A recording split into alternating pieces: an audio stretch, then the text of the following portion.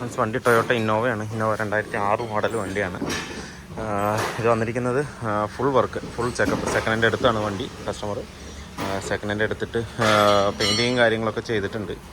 ബാക്കി mechanical full വർക്കിന് നമ്മുടെ അടുത്തേക്ക് വന്നിരിക്കുകയാണ്. അപ്പോൾ എന്താണെന്നുള്ള ഫുൾ കാര്യങ്ങൾ ചെക്ക് ചെയ്യണം. അതുപോലെ തന്നെ ഡീസൽ ഹെവി ആയിട്ട് ലീക്ക് ആകുന്നുണ്ട്. ഡീസൽ ഒറ്റിക്കൊണ്ട് തന്നെ ഇരിക്കുന്നുണ്ട്. കണ്ടില്ല, ആ സൈഡ് ഉണ്ടോ? ഈ സൈഡ് കംപ്ലീറ്റും ഡീസൽ ഇപ്പോൾ ഒറ്റിയതാണ്. ഒറ്റി ഡ്രോപ്പായിട്ട് വന്നുകൊണ്ടിരിക്കുന്നുണ്ട്. അത് നേരത്തെ ഇവിടെ ചെയ്തിട്ടുണ്ട്. കംപ്ലീറ്റ് അല്ല, ഏകദേശം വർക്ക് ചെയ്തിട്ടുണ്ട്. എന്ന് വെച്ച് കഴിഞ്ഞാൽ നമ്മുടെ മാനിഫോൾഡ് അഴിച്ചിട്ട് റീസെറ്റ് ചെയ്തിട്ടുണ്ട്. അതുകൊണ്ട് അവിടെ നിന്ന് വരുന്ന ലീക്കാണ്. അത് കറക്റ്റായിട്ട് നമുക്ക് അഴിച്ച് റീസെറ്റ് ചെയ്യണം. വാൾക്കവർ പാക്കിംഗ് മാറ്റണം. വാൾക്കവർ പാക്കിംഗ് അവർ നേരത്തെ ഇട്ടിരിക്കുന്ന ലോക്കലാണോ എന്താണെന്നുള്ള അറിയില്ല. അത് നമുക്ക് ജെന്യൂനായിട്ട് മാറ്റണം. ബാക്കിയുള്ള ഫുൾ ചെക്കപ്പ് നമുക്ക് എടുക്കാനുണ്ട്. ഇതിനകത്ത് ടൈം ബെൽറ്റ് തൊട്ടിട്ട് എൻജിൻ ഭാഗം, സസ്പെൻഷൻ ഭാഗം കംപ്ലീറ്റ് ആയിട്ട് നമുക്ക് ചെക്ക് ചെയ്തിട്ട് വേണം സെറ്റ് ചെയ്യാനായിട്ട്.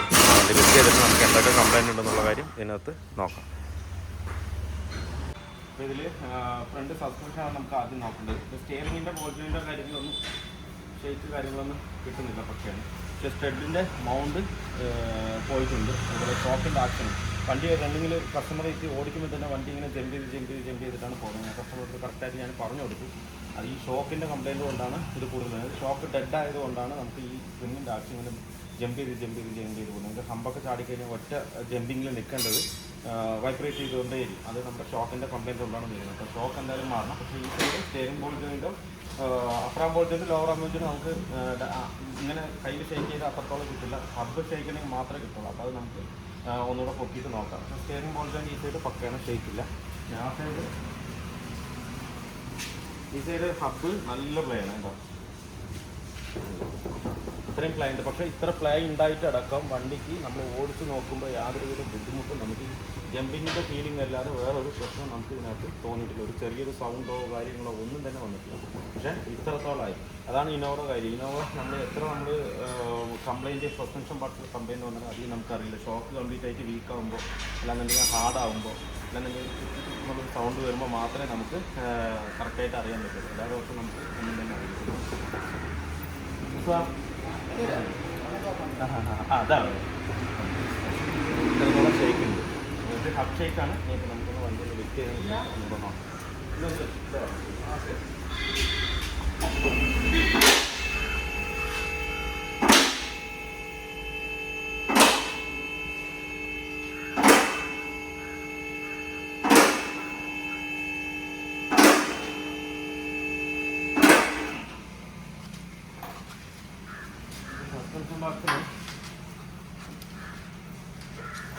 സബ്ബിസ് കറക്റ്റായിട്ട് പോയിട്ടുണ്ട്.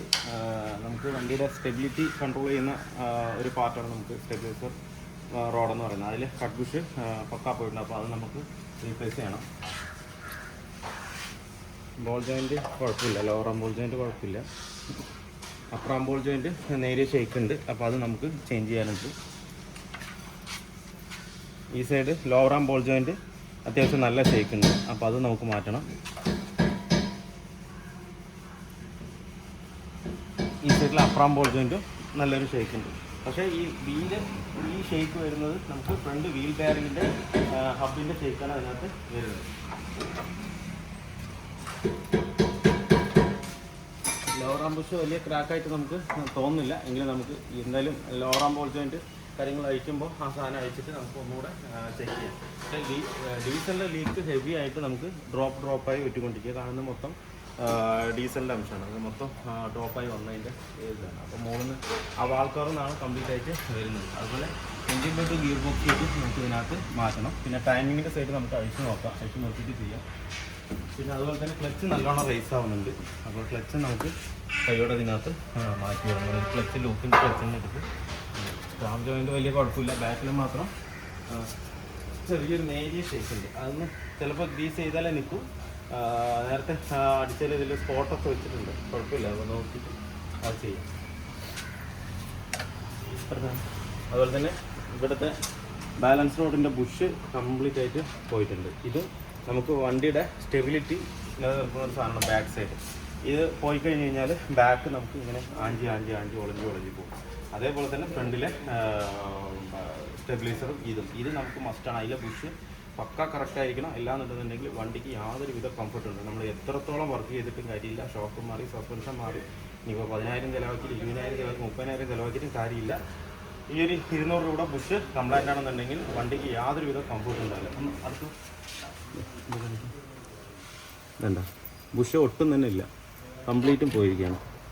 വേണ്ട, ഇങ്ങനെ വരുമ്പോൾ വല്ല താറാക്കോഴി നടക്കുന്ന പോലെ ഇരിക്കും വണ്ടി. ബാക്ക് ഇന്നോവ നമുക്ക് വണ്ടി ബാക്ക് നോക്കുമ്പോൾ ഒന്നും അറിയില്ല, പക്ഷേ വണ്ടി ഓടിക്കുന്ന ആൾക്ക് പക്കയായിട്ട് ഫീൽ ആകും. ബാക്ക് ഇങ്ങനെ ആഞ്ചി പോകുന്നത് നമുക്ക് പക്കയായിട്ട് ഫീൽ ആകും. അപ്പോൾ ഇത്രയും വർക്കാണുള്ളത്. ഇനിയിപ്പോൾ ഓരോ പാർട്സ് അഴിക്കുമ്പോൾ ആ ഡീറ്റെയിൽ ആയിട്ടുള്ള കാര്യം കൂടെ ഒന്നുകൂടെ ഞാൻ പറഞ്ഞു. ഇവിടെ ഇന്നോവയുടെ വർക്ക് ഏകദേശം കംപ്ലീറ്റ് ആയിട്ടുണ്ട്. വാൾക്കോർ പാക്കിങ് കാര്യങ്ങളെല്ലാം കയറ്റി സെറ്റാക്കി വെച്ചിട്ടുണ്ട്. അതിൻ്റെ നോസിൽ വരുന്ന സീലും അതുപോലെ തന്നെ ഇഞ്ചക്ടർ പൈപ്പിൽ വരുന്ന സീലും കംപ്ലീറ്റ് മാറിയിട്ടുണ്ട്. വാൾക്കോർ പാക്കിങ് മാറ്റുന്നത് കംപ്ലീറ്റ് ഓയിൽ പാർട്സ് തന്നെയാണ് ഇട്ടിരിക്കുന്നത്. അതുപോലെ ഓയിൽ സർവീസും ചെയ്തിട്ടുണ്ട്. ഓയിൽ ഫിൽറ്റർ അടക്കം ഓയിൽ ഫിൽറ്റർ, പിന്നെ നമ്മൾ ഡീസൽ ഫിൽറ്റർ മാറ്റുന്നുണ്ട്. ഡീസൽ ഫിൽറ്ററും ഒറിജിനൽ ഡീസൽ ഫിൽറ്റർ തന്നെയാണ് ഇതിനകത്ത് കയറ്റിയിരിക്കുന്നത്. അപ്പോൾ പഴയ ഡീസൽ ഫിൽറ്ററിൻ്റെ കണ്ടീഷൻ പക്കാ മോശമാണ്. വേണ്ടല്ലേ, ഓയിൽ ഫിൽറ്റർ മാതിരി ആയിരിക്കണം ഇതിനകത്ത്. അപ്പോൾ ഇങ്ങനെ വരുമ്പോൾ കറക്റ്റ് സർക്കുലേഷൻ കിട്ടിയില്ലെന്നുണ്ടെങ്കിൽ വല്ലാത്ത ബുദ്ധിമുട്ടാണ് വണ്ടിക്ക്. ഇതെന്താ കംപ്ലീറ്റ് ബ്ലോക്കാണ്, കംപ്ലീറ്റ് ബ്ലോക്കാണ്. അപ്പോൾ നമ്മൾ ഫുള്ളും മാറ്റുന്നുണ്ട്. ഇതാണ് ഇപ്പോൾ ഒറിജിനൽ വരുന്നത്.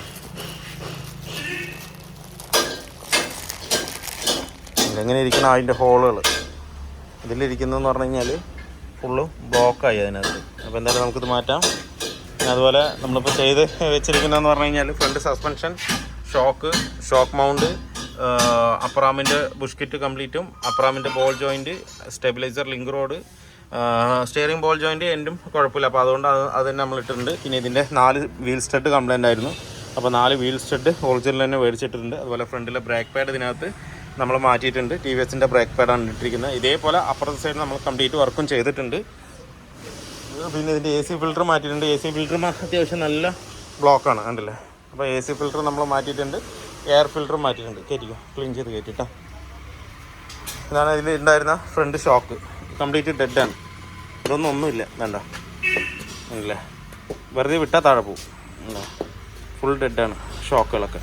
അപ്പോൾ ഷോക്ക് രണ്ടും നമ്മൾ മാറ്റിയിട്ടുണ്ട്. ഇത് അത്യാവശ്യം ടൈറ്റ് ഉണ്ടെന്നുണ്ടെങ്കിലും ഇതും കംപ്ലൈൻറ്റ് തന്നെയാണ്. പിന്നെ അതുപോലെ സ്റ്റിയറിംഗ് കോളം ബൂട്ട് കംപ്ലീറ്റ് പൊട്ടിയിരിക്കുകയായിരുന്നു, അത് നമ്മൾ മാറ്റിയിട്ടുണ്ട്. ഫ്രണ്ടിലെ 2 വീൽ ബാരിങ് മാറ്റിയിട്ടുണ്ട്. ഇത് വരുന്നത് ബോൾട്ടാണ്, നമ്മുടെ മറ്റേ വീൽ സ്റ്റഡ് മാറ്റിയതിൻ്റെയാണത്. ഇനി റിയറിലെ 2 ഷോക്ക് നമുക്ക് മാറ്റാനുണ്ട്. ബാലൻസ് വർക്ക് അതാണ്. റിയറിലെ 2 ഷോക്ക്, അതുപോലെ തന്നെ ക്ലച്ച് സെറ്റ് നമ്മൾ ലൂക്കിൻ്റെയാണ് ഇതിനകത്ത് കയറ്റാൻ പോകുന്നത്. ഇനി അടുത്ത ബാക്കി വർക്കും കൂടെ നമുക്ക് ഫിനിഷ് ആക്കാം. ഇവിടെ സസ്പെൻഷൻ വർക്ക് ഫുള്ള് കംപ്ലീറ്റ് ആയിട്ടുണ്ട്. ഇതിലിപ്പോൾ നമ്മൾ മാറിയത് ലിങ്ക് റോഡ്, അതുപോലെ കംപ്ലീറ്റ് സാധനം മാറ്റിയിട്ടുണ്ട്. പിന്നെ നമ്മൾ എല്ലാ സെറ്റിന് ശേഷം ഷെയ്ക്ക് ചെയ്ത് നോക്കിയപ്പോൾ ഈ സൈഡ് നമുക്ക് ബെയറിങ് പോയതുകൊണ്ട് അധികം ഷെയ്ക്ക് നമുക്ക് ഇവിടെ നിന്ന് വേറെ കംപ്ലൈൻറ്റുകളൊന്നും കിട്ടുന്നില്ല പറഞ്ഞാൽ ആ ഷെയ്ക്ക് കൊണ്ട് വേറെ ഷെയ്ക്കുള്ളത് അറിഞ്ഞിട്ടുണ്ടായിരുന്നില്ല. പിന്നെ നമ്മൾ വീലിട്ട് നോക്കുമ്പോൾ എൻഡ് പോയിട്ടുണ്ടായിരുന്നു. അപ്പോൾ എൻഡും കൂടെ അതിനകത്ത് മാറ്റിയിട്ടുണ്ട്. അതുപോലെ ഫ്രണ്ട് ബ്രേക്ക് പാഡ് മാറ്റിയിട്ടുണ്ട്. ഇപ്പോൾ നമ്മൾ ഗിയർ ബോക്സ് ഇറക്കി വെച്ചിട്ടുണ്ട്. ഗിയർ ക്ലച്ചിൻ്റെ അവസ്ഥ ഇതാണിപ്പോൾ, ഫുള്ള് തേഞ്ഞ് കംപ്ലീറ്റും പോയി, കണ്ടില്ലേ. പ്രഷർ പ്ലേറ്റും കംപ്ലീറ്റും പോയി. അതുപോലെ വാല്യൂടെ ക്ലച്ചാണ് ഇതിനകത്ത് കിടക്കുന്നത്. പിന്നെ അതുപോലെ പൈലറ്റ് ബാരിങ്. അപ്പോൾ ഇതും കംപ്ലീറ്റ് നമ്മൾ മാറ്റുന്നുണ്ട്. പുതിയ ക്ലച്ച് നമ്മൾ ലൂക്കിൻ്റെയാണ് ഇതിനകത്ത് കയറ്റുന്നത്.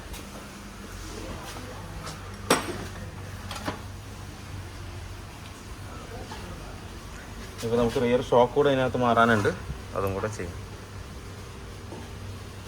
ഇന്നോവയുടെ ബാക്കിയുള്ള എല്ലാ വർക്കും കഴിഞ്ഞു. പിന്നെ ഇപ്പോൾ കംപ്ലൈൻ്റ് ഉള്ളതെന്ന് പറഞ്ഞു കഴിഞ്ഞാൽ മറ്റേ നെറ്റ് വെക്കണം, എലി കയറാനുള്ള നെറ്റ് വെക്കണം. അതുപോലെ തന്നെ ഔട്ട് സൈഡ് സ്മെല്ല് ഉള്ളിലേക്ക് വരുന്നുണ്ടെന്ന് പറയുന്നുണ്ടായിരുന്നു കസ്റ്റമർ. അപ്പോൾ വേണ്ട, ഈ സ്പോഞ്ച് നേരത്തെ പറഞ്ഞ പോലെ തന്നെ കംപ്ലീറ്റും പോയിരിക്കുകയാണ്. അങ്ങനെ വരുമ്പോഴാണ് വെളിയിലുള്ള സ്മെല്ലുകൾ കംപ്ലീറ്റ് ഉള്ളിലേക്ക് വരുന്നത്. അപ്പോൾ നമുക്ക് അതൊന്ന് ക്ലിയർ ചെയ്ത് കൊടുക്കണം. ഈ ഭാഗത്ത് നമുക്ക് നെറ്റും കറക്റ്റായിട്ട് വെച്ച് കൊടുക്കണം.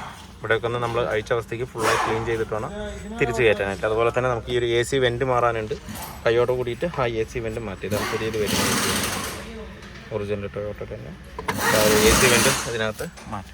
അപ്പോൾ നെറ്റ് വെച്ച് സെറ്റാക്കിയിട്ടുണ്ട്. ഇനി ഈ കവറിൽ നമുക്ക് ഫോക്കോൾ വെച്ച് എല്ലാം ക്ലീൻ ചെയ്ത് വെച്ചിട്ടുണ്ട്. ഫോക്കോൾ വെച്ച് എല്ലാം റെഡിയാക്കിയിട്ട് അതിനകത്ത് കയറ്റാം.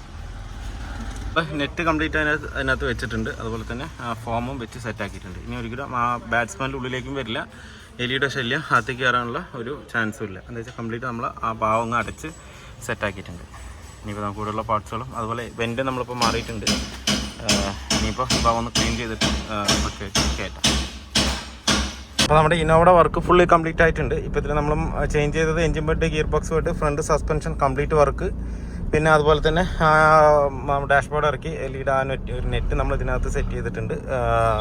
പിന്നെ അതുപോലെ ഇതിൻ്റെ star joint, clutch set, release bearing, അങ്ങനെയുള്ള കംപ്ലീറ്റ് വർക്കും A to Z. Front suspension കംപ്ലീറ്റും, അപ്പർ ആം, ലോവർ ആം, അതുപോലെ ലിങ്ക് റോഡ്, ബുഷ് കിറ്റ് കാര്യങ്ങളെല്ലാം ഇതിനകത്ത് ചേഞ്ച് ചെയ്തിട്ടുണ്ട്. വണ്ടി ഇപ്പോൾ പക്ക ഓക്കെയാണ്. അതുപോലെ ഫ്രണ്ടിലെ വീൽ ബെയറിങ് നമ്മൾ ഇതിനകത്ത് ചേഞ്ച് ചെയ്തിട്ടുണ്ട്. വണ്ടി ഇപ്പോൾ ഓടിക്കാൻ തന്നെ ഭയങ്കര സ്മൂത്തായിട്ട്, വേറെയുള്ള സൗണ്ടോ കച്ചറ സൗണ്ടോ കാര്യങ്ങളോ ഒന്നുമില്ല. പക്ക നീറ്റായിട്ട് തന്നെ റൺ ആകുന്നുണ്ട്. പിന്നെ അടി എന്തോ ഒരു ചെറിയൊരു നോയ്സ് എനിക്ക് കിട്ടുന്നുണ്ട്. അത് ഒന്ന് ക്ലിയർ ആക്കിയിട്ട് നമുക്ക് വണ്ടി ഡെലിവറി ചെയ്യാം. ബാക്കി ചെയ്ത ഭാഗത്ത് കംപ്ലീറ്റും ക്ലച്ചൊക്കെ ഭയങ്കര സ്മൂത്തായി പോകും. സ്മൂത്തും അതുപോലെ തന്നെ നമുക്ക് ഓടിക്കാൻ തന്നെ ഒരു സുഖമുണ്ട്. ഇപ്പോൾ അലൈൻമെൻറ്റ് ചെയ്യാത്തതുകൊണ്ട് എനിക്ക് അധികം സ്പീഡിൽ ഞാൻ പോകുന്നില്ല. എല്ലാം കൊണ്ടും പക്ക സ്മൂത്തായിട്ടുണ്ട് ഇപ്പം. അപ്പോൾ വീഡിയോ എല്ലാവർക്കും ഇഷ്ടമുള്ള ലൈക്ക് ചെയ്യുക, ഷെയർ ചെയ്യുക, അതുപോലെ തന്നെ സബ്സ്ക്രൈബ് ചെയ്യുക. സബ്സ്ക്രൈബ് ചെയ്യാതെ തന്നെ വീഡിയോ കാണുന്നെങ്കിലും സബ്സ്ക്രൈബ് ചെയ്ത് സപ്പോർട്ട് ചെയ്യുക. അപ്പോൾ മറ്റൊരു വീഡിയോയിൽ കാണുന്നവരെ എല്ലാവർക്കും ബൈ.